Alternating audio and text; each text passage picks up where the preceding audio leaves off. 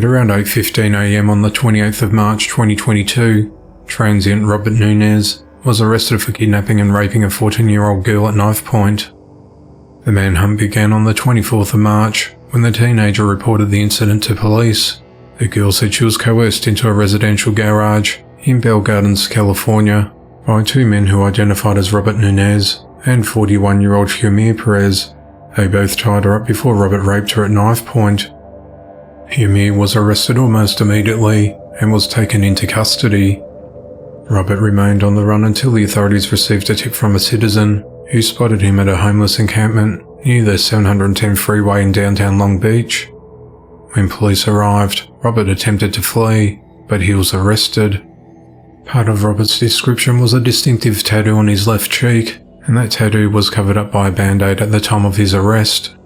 The authorities said that clearly it seemed that he knew he was being sought after and was doing whatever he could to conceal his identity. Bell Gardens Sergeant Brett Benson said, "It was extremely important to get him off the streets. We don't know what his capabilities are. We know what he's been accused of, and we know having him off the streets is important to everybody." 38-year-old Kayleen Waltman, a mother of three, is fighting for her life after being mauled by three dogs as she walked down a road. The incident occurred at around 10:30 a.m. on the 21st of March 2022, when Kayleen was walking home along a dirt and gravel path along Bald Road in Honia Path, South Carolina. A man who was driving his tractor to feed his cows down the road saw Kayleen under attack in a ditch and was able to scare the dogs away by firing his gun into the air. She had almost all of her flesh missing from her arms, as well as one of her legs, and had a gaping hole in the back of her head. Kayleen was then airlifted to the Prisma Health Greenville Hospital clinging to her life. Doctors had to remove both of her arms up to her shoulder and are considering amputating her leg. She suffered spinal damage and had part of her colon removed and may also lose her esophagus. The owner of the dogs was identified as Justin Minor. He was arrested on the 23rd of March and is charged with 3 counts of owning a dangerous animal that attacked and injured a human, rabies control violation, and a count of dangerous animals not permitted beyond premises unless restrained. Animal control has taken possession of all 3 dogs, 2 being pit bulls and the other one being a mixed breed. On the 24th of March, Justin was released on a $15,000 bond and faces the possibility of 3 years in prison. His next court appearance is on the 6th of May.